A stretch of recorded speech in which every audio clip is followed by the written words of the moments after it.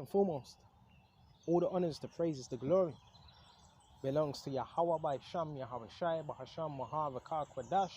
The name of the Heavenly Father is Yahweh. Son's name is Yahweh Shai, in who I reverence, and honors to the apostles that are in the Holy Spirit and to the hopeful elect across the globe, and to the few, the very, very few brothers and sisters listening and also learning in the hopes of being saved within these last days, because we are literally in the last days of the last days. I want to talk about World War III, right? So many things are happening, right? Russia, right? Russia, they're on the offense now, right? And they are attacking, right, certain places of NATO, certain spots that NATO are coordinating in, right? So this thing's really going down. Things are heating up strategically in warfare. Pay attention to the news and don't just watch. BBC News is fluff because it doesn't really tell you about any world war. So BBC News is fluff, Sky News is fluff. You really want to go to different news outlets, right? And you do have private news outlets as well. They're the ones you want to go to. Things are heating up. Okay. Putin ain't playing about. And the latest, I believe Iran, they have some new missiles now, which they have launched off just to test. So this thing is really going down. And you can't forget, they took out the Iran nuclear physicist, right? And they took out one of the ambassadors of Iran, right? That was over here in the UK, right? And they took out one of their main generals, which was known as Soleimani. They have not forgotten about that, right? So this thing's really is heating up, right? But the main coverage which they show you is Russia, Ukraine. That's the main coverage they show you, but it's more there's much more key players in more than you think. It's not just Russia, Ukraine. That's all they're showing you, right? That's all they're showing you. Let's go to Luke 21 and 9. But when you shall hear of wars and commotions, be not terrified. Don't be terrified. Why? Because these things are written so we will not be terrified. For these things must first come to pass, or these things need to happen, right? But the end is not by and by. Why? Because there's particular prophecies that need to come to pass first. Example, famine of the words. If the end was here, we wouldn't be out on the streets teaching. Before the end comes, we'd be way off the streets, right? We wouldn't be teaching. And there's something called the RFID that needs to be implemented, and martial law. So there's patterns to prophecies. Because the scriptures tell you in Revelations 14:9, before the missiles hit, you have those that have taken the CHIP, then that's when the missiles were going to hit. Okay? So, but when you shall hear of wars and commotions, be not terrified, for these things must come to pass, but the end is not by and by, it's not yet. When said he unto them, nation shall rise against nation, and kingdom against kingdom. So we're seeing nations rise against nations, right? Okay, we're seeing that, right? You see how China works against North Korea, right? With the backing of who? America, right? You see how Russia, right, have supplied arms to Turkey. I believe this was mid 2016-17, and to India. You see how Russia have the backing of BRIC nations and so forth. You see how everything is strategically being played out, right? And Russia ain't playing about. Iran are not playing about. They're two of the major key players in this war. Key players, right? And they're going to be geared up against America. So this thing is really happening. Okay? And when you look at all the propaganda concerning Putin and Russia, of course it's going to be bad propaganda, because they're against the UK and America. They're against Russia. So of course, anything you're going to hear concerning Russia or Putin, it's going to be pure negative. Why do you think they took down the RT news in the UK? They completely cut it off, right? Completely. Because they want to control the narrative. right? And you can't just say, well, Putin, oh, what he's doing is bad, which we know it is bad. But you have to, well, what's going on with the Israelis? What's going on with the Houthis, right? You just bombing them. You got people from the parliament that have sanctioned them to drop bombs on the Houthis, killing civilians, right? So it goes both ways. Okay, it goes both ways. And NATO ain't completely innocent, are they? So it's a war of propaganda and so forth. That's what happens in war. And in war, you convince that the enemy is losing, you're winning. And there's proxy wars as well, right? Wars of information, intelligence, and so forth, right? But when it comes to a proxy war, Russia are 10 steps ahead when it comes to that, because they're more, you know, a lot of these security programs, Russia runs most of those security programs and the technology things. So Russia are more ahead on that instance. But we're going to go to this Baba Kishar, and it's really going to get bad. It's going to be a nuclear war. Let's go to Isaiah, and let's go to Psalms as well. Baba Kishar. Right? Hold on just a minute. Right? So we got Psalms 21, and jump to verse 8. Thine hand shall find out all thy enemies. So the Lord's hand's going to find out all the enemies. Thy right hand shall find out all those that hate thee. Thou shalt make them as a fiery oven. Have you ever turned the oven up high? Like 140, 160, maybe even higher? You see, what do you see? Orange, like flames, right? Thou shalt be as a fiery oven in the time of thy anger. Certain parts of the earth, beginning with America. Excuse me. The Lord shall swallow them up in his wrath. The fire shall devour them. So there's going to be a fire. What fire is that going to be? It's going to be in terms of nuclear missiles, right? Their fruit shall they destroy from the earth, their seed, their offspring, their seed from among the children of men. Verse 11, for they intended evil against thee. They imagined a mischievous device, which they are not able to perform. So that mischievous device is basically having everyone under control, right? Therefore thou shalt make them turn their back when thou shalt make ready thine arrows. Key thing, thine arrows upon the strings against the face of them, right? So there was going to be arrows, shot, right? And the arrows are the missiles, which is mentioned also in the Apocrypha. Excuse me just a minute, see if we can find this quickly.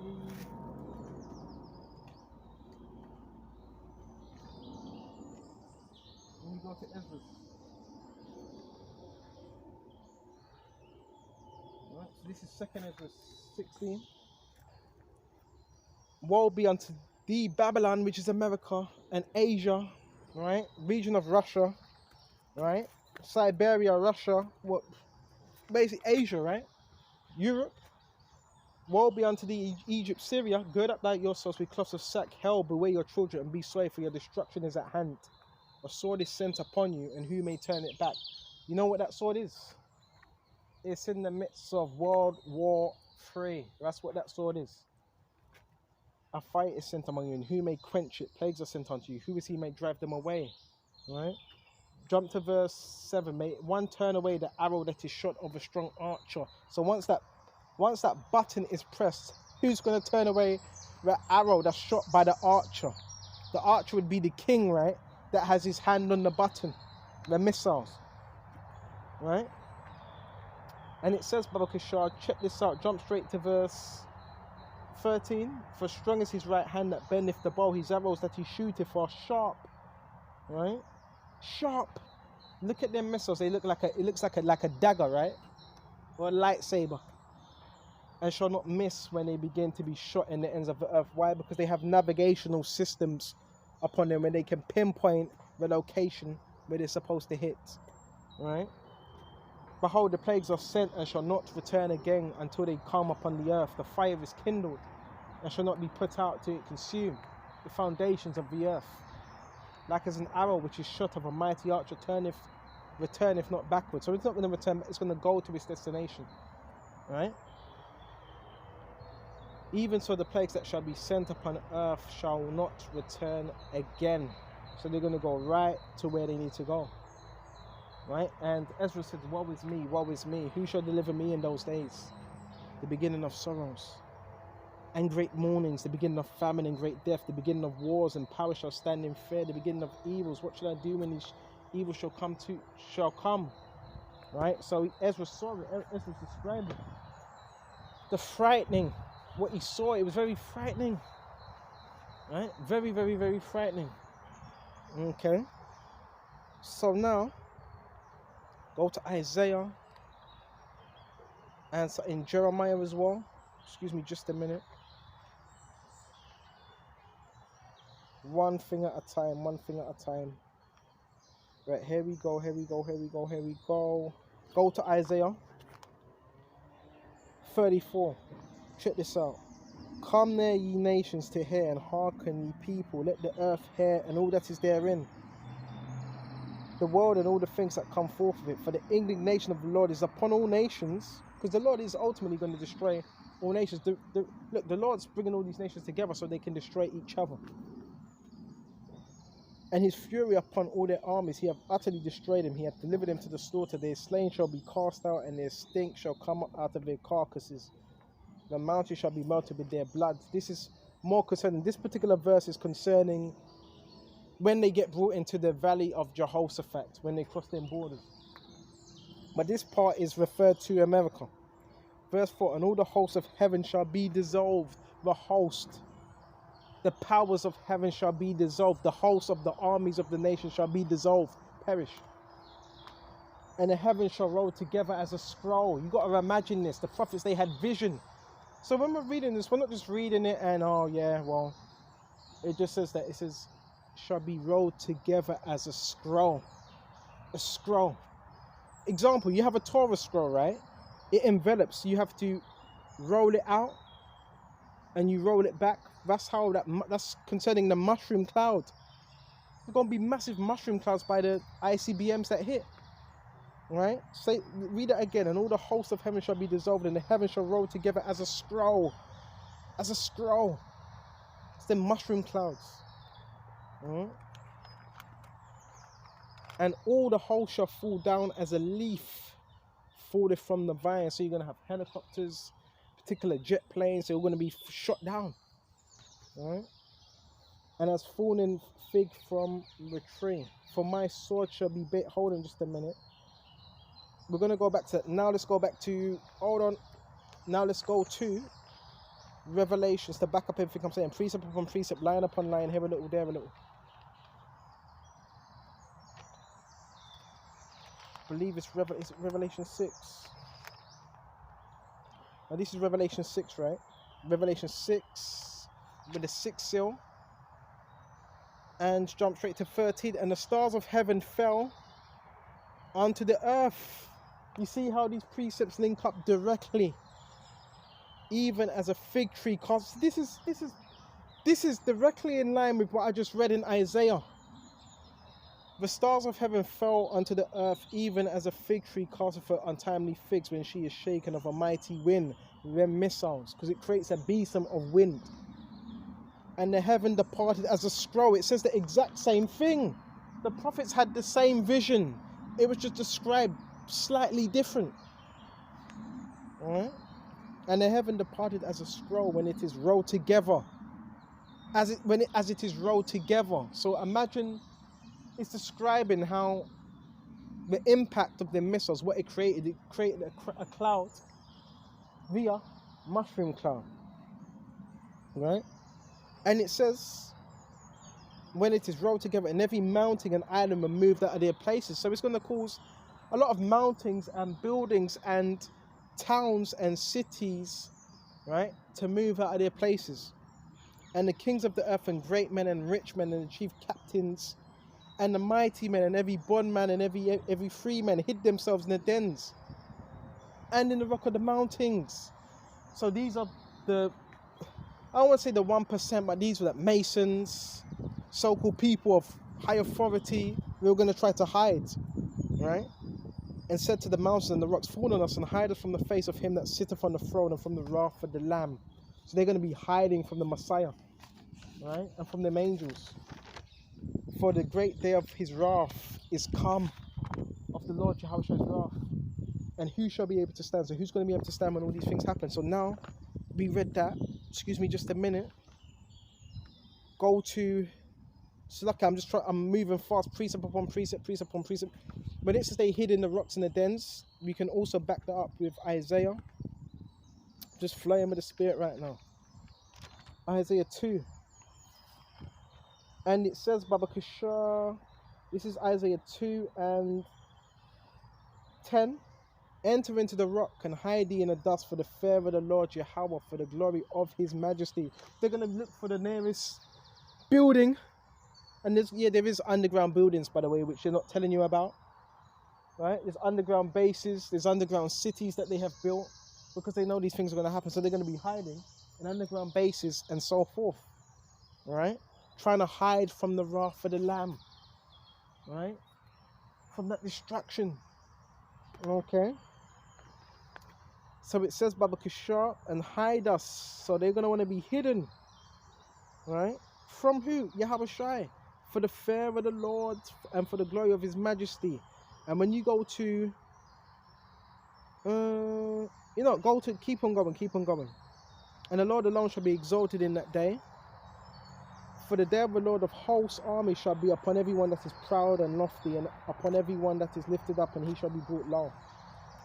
Upon the cedars of Lebanon that are lifted up, and upon the oaks of Bashan, and upon all the high mountains, governments, and upon all the hills that are lifted up, and upon every high tower, and upon every fence wall, and upon all the ships of Tarshish, and upon all the pleasant pitches, and the loftiness of man shall be bowed down, key thing, loftiness. And the haughtiness of men shall be made low, and the Lord alone in that day shall be exalted in that day, and the idols shall be utterly abolished. Verse 19, and they shall go into the holes of the rocks. They're going to try to hide. It says it, and they shall go into the holes of the rocks, right? And into the caves of the earth, for the fear of the Lord Yahweh and for the glory of his majesty, when he arises to shake terribly the earth. So they're going to look for different places to go, different locations, okay? And it says, Babakashah,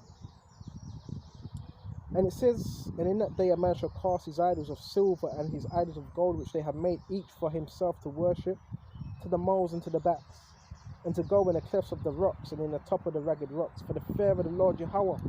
Bro, they're going to be trembling. And it says, for the glory of his majesty, when he arises to shake terribly the earth. Seize he from man whose breath is in his nostrils, from wherein is he to be a kite? So what does it mean, seize from man whose breath is in his nostrils? Don't put your trust in man, put your trust in the Heavenly Father, Yahweh, by Sham, Yahweh Shai. That's what we're putting our trust in. Right? So this is going to happen in real time. Right? This is what's going to happen. Right?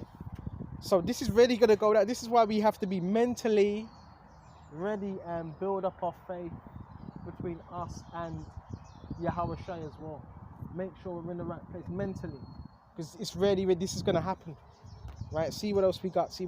We got Jeremiah 49 and 17. Also, Edom shall be a desolation. Edom represents Bosra. Bosra represents what's south of Israel. Another word for Edom is America. Another word for America is Bosra. It has many code names, right? It has many code names, right? So one of the names is known as Bosra, right? Check this out. And it says, check this out. And also Edom shall be a desolation. Everyone that goeth by it shall be astonished, surprised. Because America is still, people look at America, it's like America is still, it's very, military is very strong. That's why it's going to be such a surprise to people when they're brought down. And shall hiss at all the plagues thereof, because there's going to be many plagues. The same plagues that hit Egypt are going to be hitting America as well, because America is also known as spiritually Egypt. As in the overthrow of Sodom and Gomorrah, the neighbor cities thereof, saith the Lord Yahweh, no man shall abide there, neither shall the Son of Man dwell in it. Right? Behold, he shall come up like a lion from the swelling of the Jordan against the habitation of the strong. But I will suddenly make him run away from her. And who is a chosen man that I may appoint over her? For who is like me? And who will appoint me the time? And who is that shepherd that will stand before me? Therefore hear the counsel of the Lord Jehovah, that he have taken against Edom, and his purposes that he have purposed against the inhabitants of Teman, modern day Germans, right? Surely the least of the flock shall draw them out. The least of the flock would be the least of nations, right? Because they have military might now. Surely he shall make their habitations desolate with them. The earth is moved at the noise of their fall, right? So the whole earth is going to shake. At the cry of the noise thereof was heard in the Red Sea. Behold, he shall come up and fly as an eagle and spread his wings over Bosra. And at that day shall the heart of the mighty men of Edom be as the heart of woman in pangs. Right? And the scriptures also said that in Isaiah, it talked about pangs. Hey, see, when you trust in the Lord, these lessons come out just the way they're supposed to come out. Pangs, that reminds me of something in Isaiah 13. And all this that's happening is all built upon the return of Yahweh Shai. Right? Isaiah 13, how for the day of the Lord Yahweh Shai is at hand.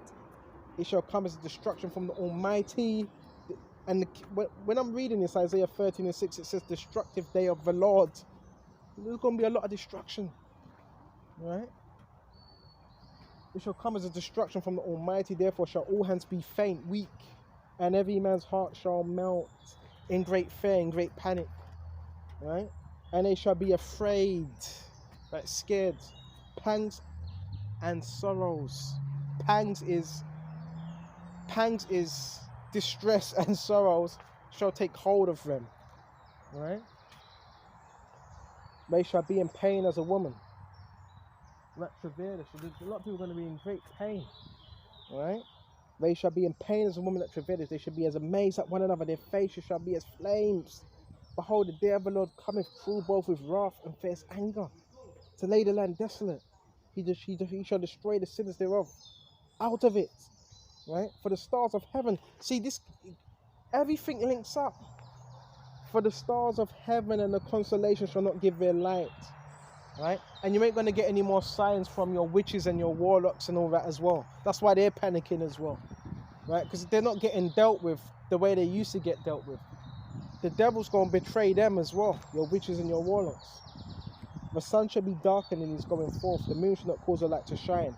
And I will punish the world for their evil, and the wicked for their iniquity. And I will cause the arrogancy of the proud to cease. And I will lay low the haughtiness of the terrible. Right? I will make a man more precious than fine gold, even a man than the golden wedge of Ulfar. So man in that time is going to be very precious. Why? Because he has something called faith. Right? Faith. Right? And it says, Babakashah, therefore will I shake the heavens, and the earth shall remove out of her place. Right? In the wrath of the Lord of hosts, the day of his fierce anger. So how are the heavens going to be shaken? Via through world war as well. And when them angels come as well, because they're going to be zapping a lot of people and buildings as well. So this is what the day of the Lord entails. And yeah, there's going to be a World War III. And one of the main protagonists is going to be, some are going to say it's America. No, it's going to be Russia. And Russia is mentioned in the scriptures, which are known as the Medes, ancient Medes. Alright, excuse me just a minute. We can find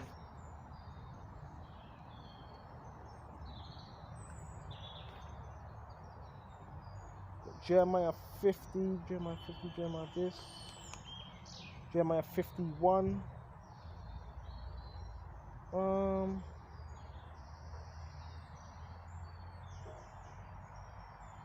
I think we can shut off here. And the Medes are the Russians, by the way. Right? And yeah, these nations are going to come up against America. Let's quickly bring this out. Jeremiah 51. Okay. Start at the top. Thus saith the Lord Jehovah, behold, I will raise up against Babylon. Babylon just means confusion, land of confusion.